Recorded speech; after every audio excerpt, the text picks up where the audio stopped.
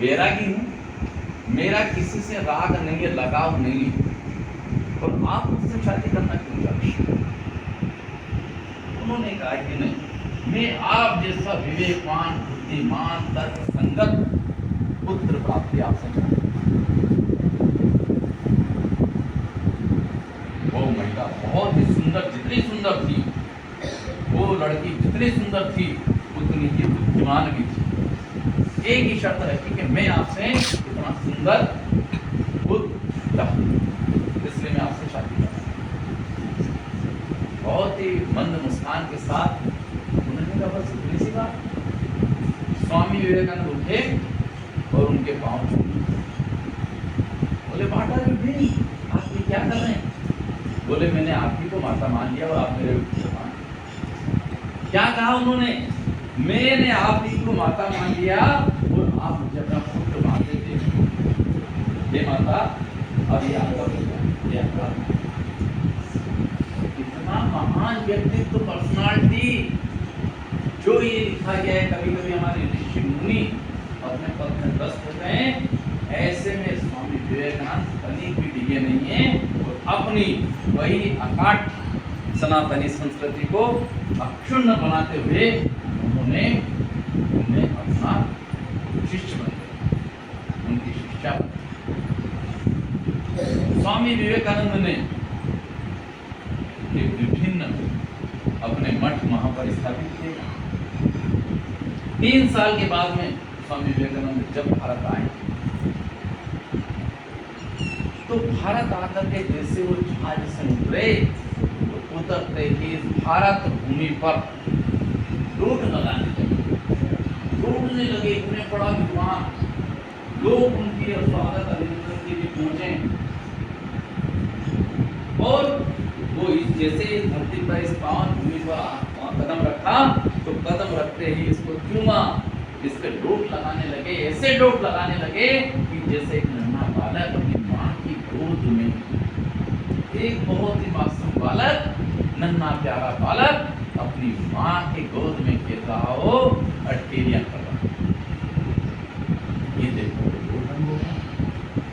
स्वामी जी को क्या हुआ? स्वामी जी डोट लगा रहे बच्चे की तरह, एक मासूम बच्चे की तरह। जब उनसे बाद में पूछा गया द्वारा कि ये आपके द्वारा किया गया, क्यों? बोले, मैं इस माँ से 3 साल दूर, हर क्षण ये माँ मुझे याद आई और मैं भले विश्व में गया हूँ, अमेरिका गया हूँ, लेकिन मेरी ये भारत माता मुझे स्वर्ग से भी गरेसी, स्वर्गदापी गरेसी, स्वर्ग से भी ज्यादा गर्व करने लायक हैं। स्वर्गदापी गरेसी, स्वर्ग से भी ज्यादा गर्व करने लायक हैं। और इस माता की गोद में मुझे ऐसा खेलना, ऐसे महसूस हुआ कि आज भी मैं वो नन्हा बालक हूँ। उन्होंने स्वामी विवेकानंद कितनी बड़ी महान हस्ती, इतनी बड़ी बड़ी चीजें कही गई है उनके द्वारा कि आज हमारा देश, उनकी किताब मैंने पढ़ी। मैं 15 दिन की तपस्या के लिए जब गया था, उस तपस्या में भी उस किताब को मैंने पढ़ा, भारत का भविष्य। उन्होंने एक किताब पूरी इंग्लिश में बोली, उसका हिंदी अनुवाद पंडित निराला ने किया, पंडित त्रिपाठी ने किया। वो जो महान कवि, पूरा अंग्रेजी का हिंदी ट्रांसलेशन उन्होंने किया। उस किताब में आज हमारे पास जिन सत्ता को हम देख रहे हैं, जिन संगठन को देख रहे हैं, वो संगठन उनके द्वारा दिए गए विचार, उनके द्वारा लिखी गई किताब पर चल करके ही दिल्ली की सत्ता तक पहुंची। उन्होंने जो जो किया, उन्होंने किताब उठाई और वैसा करना चालू कर दिया। उन्होंने कहा कि देखिए, उन्होंने लिखा, एक दृढ़ संकल्प किया, आप पढ़ना चाहिए, हर बच्चे को पढ़ना चाहिए और हर टीचर्स को पढ़ना चाहिए। युवाओं के लिए वो किताब है, और नहीं है तो मेरे पास ले लीजिए अपनी लाइब्रेरी में। उस किताब को पढ़ा जाना चाहिए, उस किताब को पढ़ा जाना चाहिए। आपके रोंगटे खड़े हो जाएंगे और आप कहेंगे कि इतनी प्रकांड विद्वान स्वामी विवेकानंद और देश के बारे में इतना गहन अध्ययन, हमारे यहाँ की संस्कृति पे जब उन्होंने गर्व करना सिखाया तो उन्होंने यहाँ तक भी कहा है, इस संस्कृति में कुछ लोगों ने अपभ्रंश भी पैदा कर दिया। बहुत साफ साफ लिखा उन्होंने उसमें। ये जो कास्टिज्म है, जाति प्रथा है, ये इस देश, इस मजबूत देश के लिए बहुत खतरनाक थी कि वो खत्म नहीं हुई तो रहेगी। इसको जितनी जल्दी खत्म कर सकते हैं। उन्होंने उसमें लिखा है कि हमने व्यवस्थाएं जो बनाई है, और वो व्यवस्थाएं बहुत अच्छी साइंटिफिक, गलत नहीं थी। कि आज भी जैसे मैं प्रिंसिपल हूँ, आपके शिक्षक, ये आपको विद्या अध्ययन करवाते और करते, ठीक है। तो इनको सबसे शिक्षक माना, तो उनका नाम उन्होंने दे दिया ब्राह्मण। क्या नाम दे दिया? ब्राह्मण, ठीक है ना, जो शिक्षा लेता और देता, ठीक है। जैसे हम टीचर, दूसरे पे जिन्हें देखा कि ये शूरवीर लोग, उनको शक्ति के लिए, ठीक है। थर्ड उन्होंने कहा कि भाई इनका माइंड व्यापार वाला है, इन्हें वैश्य कह दीजिए, व्यापारी। और इसके बाद वाले लोग जो हैं, जो तीनों काम करने की कैटेगरी में नहीं आ रहे हैं, नहीं आना चाहते हैं, उन्होंने शूद्र कहा या सेवक कहा, ठीक है। सिंपल सी प्रोसेस थी, और ये प्रोसेस आज जैसे हम अपने जिले में देखें, या हम यह देखें कि गुरु का स्थान आप सम्मान करते हैं, और वो सम्मान का मैं नतमस्तक हूँ यहाँ के आपके पेरेंट्स का, पालकों का, और थैंकफुल हूँ ये शिक्षकों का, मेरे स्टाफों का, और जिन्होंने वो दिखा दिया कि एक गुरु का सम्मान किस तरीके से बहुत ही महिमा मंडित करके करना चाहिए, वो कर दिया। तो ये सिस्टम अभी भी हमारे यहाँ जो एक्टिव है उसको फौज में या पुलिस में भेज दिया, जो बिजनेस वाला वो बिजनेस, जैसे कलेक्टर साहब सबसे बड़े हो गए अपने जिले में, देखिए उनके जस्ट बाद में हम छोटे का चाहिए। पर ये जरूरी नहीं है कि साहब कलेक्टर साहब का बच्चा ही कलेक्टर बनेगा या प्रिंसिपल का बच्चा प्रिंसिपल ही बनेगा। ये रिजर्वेशन था नहीं, इसमें यह था कि जो जैसा कर्म करेगा इसमें अप डाउन हो जाएगा, है। पर उन्होंने, स्वामी विवेकानंद ने कहा कि ये जो रिजर्वेशन वर्ण व्यवस्था वाला हमारे देश में हो गया, रिजर्वेशन का मतलब होता है कि पक्का यही आ सकता है, इसके अलावा कोई नहीं आ सकता, ठीक है, भले वो वाजिब हो या गैर वाजिब। उससे क्या हुआ, उन्होंने कहा कि नहीं, और स्पष्ट उन्होंने कहा कि नहीं, ऐसे लोगों को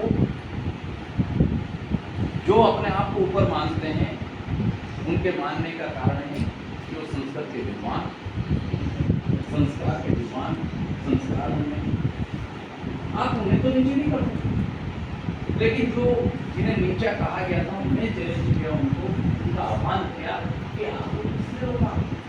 आप संस्कृत की शिक्षा दें, आप संस्कारवान बने, आप उन्हें नीचा करने की मत सोचें, अपने आप को आप ऊंचा करें।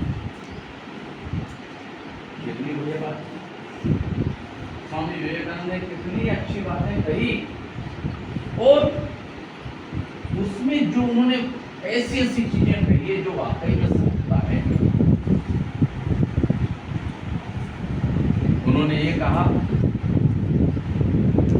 कि इस देश को यदि शिखर पे पहुंचाना है, पूरे विश्व में धुंध में फैलाना है, तो हमें इन चीजों से, जिनकी वजह से हम गुलाम रहें, और यदि अभी भी नहीं सुधरेंगे तो हम आगे भी भले ही किसी की सत्ता से बाहर आ जाएं, लेकिन हम यथावत उन्नति नहीं कर पाए। स्वामी विवेकानंद इतनी बड़ी हस्ती, उन्होंने कहा कि एक ऐसा गैर राजनीतिक संगठन बनाया जाए, क्योंकि इस देश की जान धर्म है। धर्म के बिना इस भारत के लोगों की कल्पना नहीं की जा सकती। धर्म इनके रगों में है। तो उन्होंने कहा यस, व्यक्तियों को वास्तविक धर्म का ज्ञान कराया जाए, धर्म किसे कहते हैं और उसका पालन कैसे करना है। धर्म का सीधा सा अर्थ होता है कर्तव्य, ड्यूटी। धर्म का मतलब ये नहीं होता मैंने तिलक लगा लिया, एक ने टोपी लगा ली, दाढ़ी रख ली, है ना, किसी ने ये साफा बांध दिया और ये भी लगा लिया, ये धर्म नहीं। आप धार्मिक सभी कहलाएंगे जब अपने पालन करते हो। हम शिक्षक हैं, आज मैं अपने आप को यहाँ जो बैठे हैं वो सब ब्राह्मण। ब्राह्मण का मतलब होता है कि शिक्षा की और देने वाले, कर्म से हम ब्राह्मण हैं। क्योंकि जन्म किसी के आधार पे, जन्म लेना किसी के घर पर, उसके बस की बात है क्या? है क्या? आपसे पूछा गया, चॉइस फिलिंग कराई गई कि आप किस घर में पैदा होंगे? अरे भाई कराई गई या नहीं? जोर से बोलो। नहीं। अरे जोर हाथ उठा बोलो। नहीं। नहीं। तो आपसे क्या ये पूछा गया कि आप गरीब में पैदा होना चाहते हैं कि अमीर में? जोर से बोलो। नहीं। पूछा गया क्या? नहीं। आपसे पूछा गया कि आप काले होना चाहते हैं कि गोरे होना चाहते हैं? नहीं। पूछा गया क्या? नहीं। आपसे पूछा गया कि आप गांव में पैदा होना चाहते हैं कि शहर में होना चाहते हैं? नहीं। नहीं। पूछा गया क्या? नहीं। तो पैदा होना, जन्म लेना क्या आपके फर्स्ट में था क्या? नहीं। था क्या? नहीं। नहीं, है ना? लेकिन हम जहां हो गए जन्म लेना, हमारे वश में नहीं था, लेकिन वैसा ही मर जाना। हम गरीब पैदा हो गए तो गरीब में पैदा मर जाना, है ना? काले पैदा हो गए तो नहाना धोना ही नहीं। अब ये यदि ऐसा हम करें तो किसकी मूर्खता रहेगी? अरे किसकी मूर्खता रहेगी? अरे किसकी मूर्खता रहेगी? और ये महान देश देखिए, विश्व में अन्य देश हैं जिसमें रंग भेद हैं। क्या भेद है? गोरा है तो उसे ऊंचा माना जाता है और काला है तो उसे नीचा। रंग भेद। यहाँ पर ब्राह्मण भी काला हो सकता है, होता है, और जिन्हें शूद्र हम बोलते हैं वो भी गोरा होता है ना? यहाँ रंग भेद नहीं। बाहर कहीं जाते हैं तो कोई नहीं पहचान पाता कि भाई ये कौन है। पहचान पाता क्या? कोई नहीं पूछता हो। पूछता क्या? नहीं। तो अब उन्नति यदि हम नहीं करना चाहते हैं, स्वामी विवेकानंद ने कहा कि उन्नति जो चाहे आप अपनी, अभी जो प्रार्थना हम करते हैं उस प्रार्थना में हमने लिखा कि ऐसा बने महान कि गगन को क्या कहा गया उसमें? ऐसा बने महान कि गगन को छू ले। रोका क्या? या हमारे यहाँ कलर भेद देगा, रंग भेद देगा, है ना? आपको किसी टोपी में ना रोका गया, है ना? शर्मा जी की जूते की दुकान मिलेगी आपको, किसकी मिलेगी? जूते। और चर्मकार जी के कपड़े की दुकान मिलेगी, मिलेगी क्या? नहीं मिलेगी। फिर यदि हम इस तरह से कर रहे हैं, इस तरीके से कर